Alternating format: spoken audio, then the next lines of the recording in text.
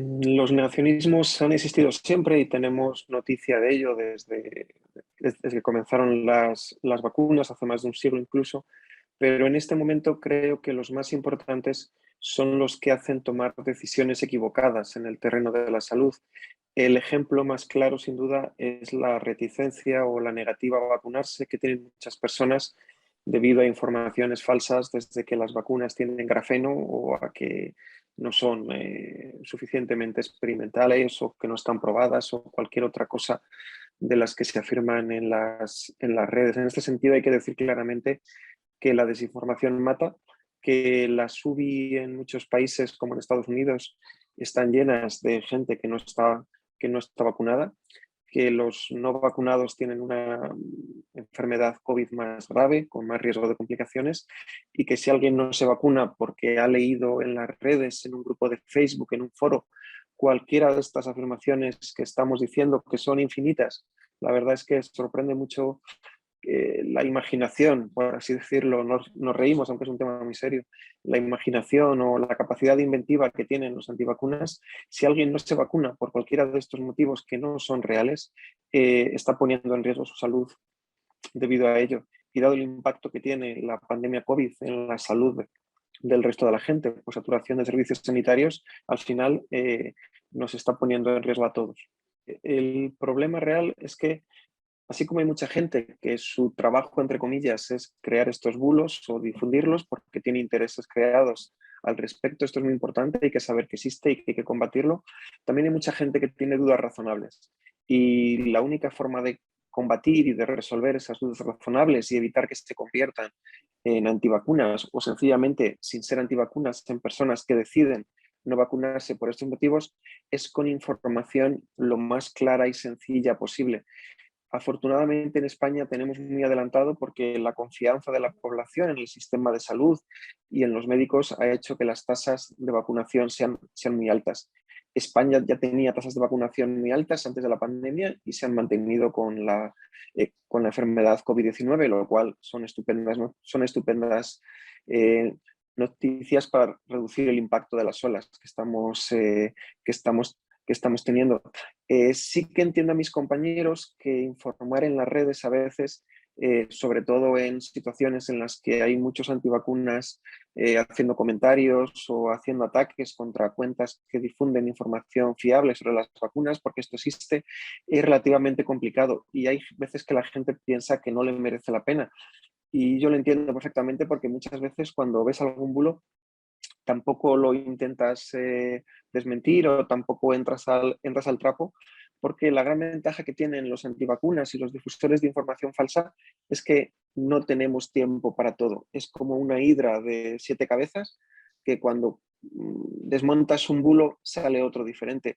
Y hay un principio, el conocido como principio de Brandolini, que es que cuesta mucho más desmontar un bulo de lo que cuesta crearlo. Es decir, podemos estar infinito tiempo repitiendo, pues las vacunas no llevan grafeno, las vacunas no son terapia génica, pero hay gente a la que eso no le va a llegar porque siempre va a haber alguien que lo va a difundir otra vez, que se va a inventar algo. Y además de esa sensación de estar continuamente llenando el vaso, de que eh, combates un bulo y automáticamente aparece otra vez, lo cual al final puede acabar con la paciencia de cualquiera, están los ataques. Hay veces que cuando difundes información sobre las vacunas, hay ataques incluso organizados a través de grupos de Telegram en el que pues empiezas a recibir comentarios desagradables de todo tipo, desde insultos, ataques, acoso, y esto lógicamente no es agradable para nadie. Aquí para evitar esto probablemente las políticas antiacoso y las políticas de las redes sociales contra los difusores de información falsa deberían ser mucho más estrictas y eso favorecería el discurso. Yo creo que efectivamente desde que hice el primero durante la pandemia han tenido bastante éxito. En el último tuvo solamente el tweet de cabecera tuvo más de 1 millón de impresiones, que bueno, esto es un montón en Twitter, lógicamente. Yo creo que, como he comentado desde el principio, no hay un secreto clave. Lo que hago básicamente es, cuando me ha preguntado bastante gente la misma cuestión, sea en Twitter o sea en la vida real, la intento explicar de la forma más sencilla posible. Y antes sí que preparaba más los hilos con los primeros que hacía, pero hace ya tiempo, antes del COVID, incluso con una hoja Excel, contando los caracteres, preparándolos, midiéndolos, pero es una inversión de tiempo que en este momento no tengo ya. Entonces ya los cuento según me salen y yo creo y me he dado cuenta que cuanto más espontáneo lo hago, más lo intento explicar lo más sencillo posible, que a veces releo los hilos y digo, pues en este tuit repito lo mismo que en el de hace dos, en este pongo una palabra dos veces, en este lo pongo tan sencillo que incluso desde el punto de vista técnico no es lo más correcto y lo tengo que aclarar luego, pero al hacerlo de esta forma tan espontánea, por así decirlo, intentando responder directamente a dudas que me ha planteado gente y en un lenguaje muy directo, muy sencillo, yo creo que es la razón por la que pueden tener tanto interés, por así decirlo. Luego, inevitablemente, por estas condiciones, pues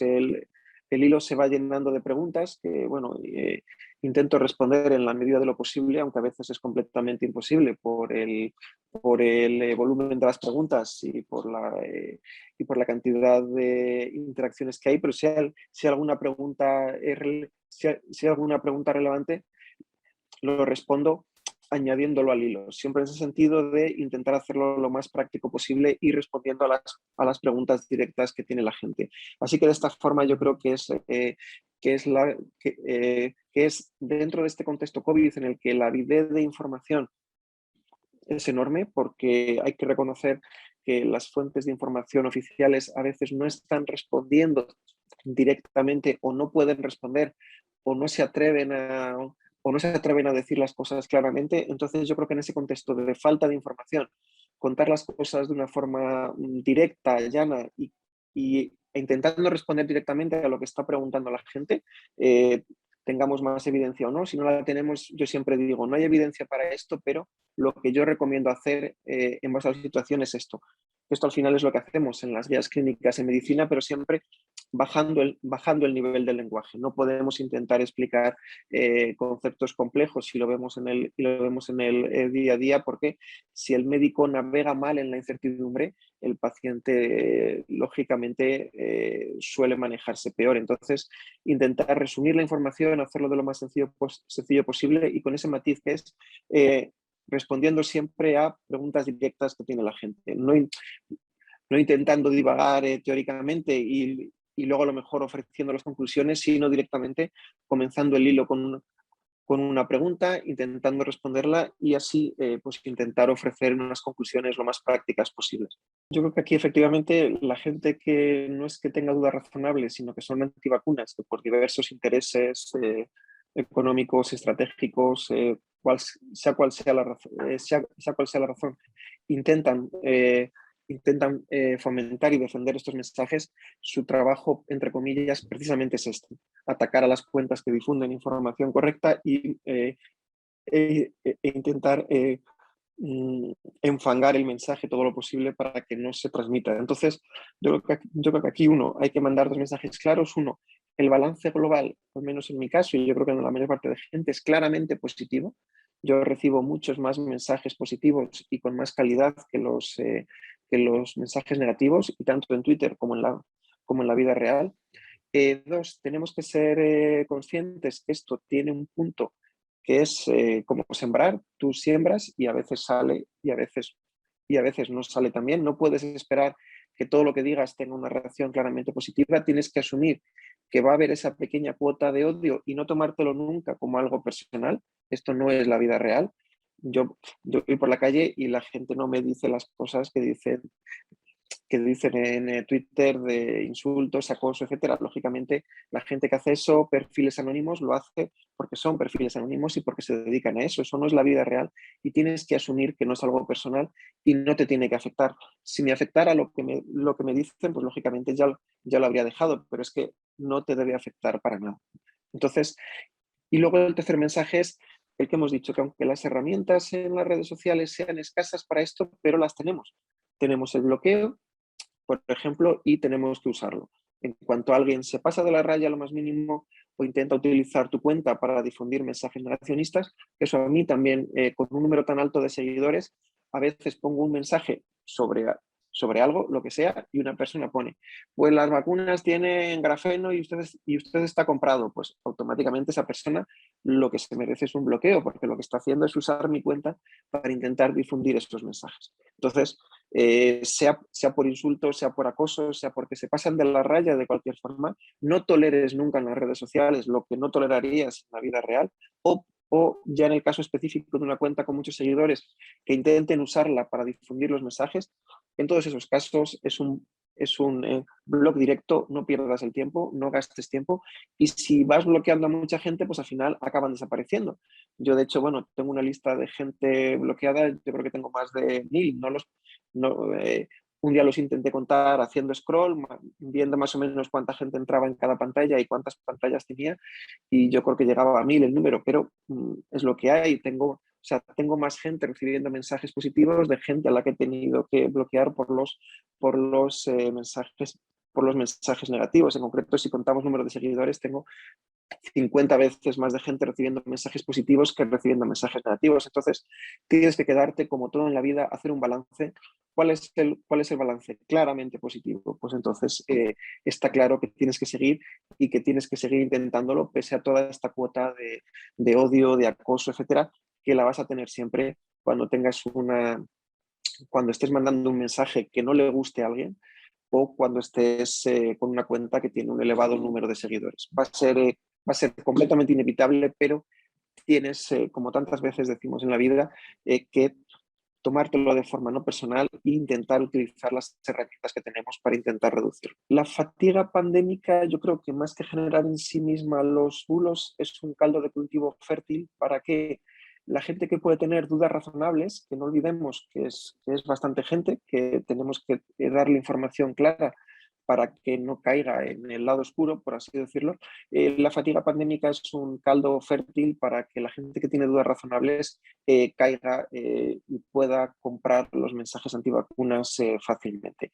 Y luego también la fatiga pandémica, entendido como perjuicio económico, como intereses de cualquier tipo, puede facilitar también a los antivacunas profesionales, a los negacionistas, que lo que quieren es o bien pescar en río revuelto o bien obtener beneficio económico de X. Entonces, son los dos factores por los que la fatiga pandémica, aunque no sea directamente de donde salgan los bulos, pero sí que lo facilita claramente. El mensaje sería, yo siempre lo digo, cuando he empezado un hilo sobre la vacunación infantil es consulte con su pediatra. Si lo que ves en las redes sociales o en los foros no te convence, o si ves información contradictoria, intenta hablar con la persona que tienes delante. Sobre todo en este caso que hablamos de la vacunación infantil, que mucha gente está poniendo efectivamente muchos bulos y muchas ideas raras. Yo siempre he dicho en las redes sociales, consulta con tu pediatra. Si tu hijo se pone malo, sea del COVID o sea en el hipotético e infrecuente caso de un efecto secundario, sea por la vacuna, quien está ahí para ayudarte y para resolverlo, quien más preocupado está por la salud de tu hijo es el profesional que tienes delante. Consúltale antes de tomar una decisión.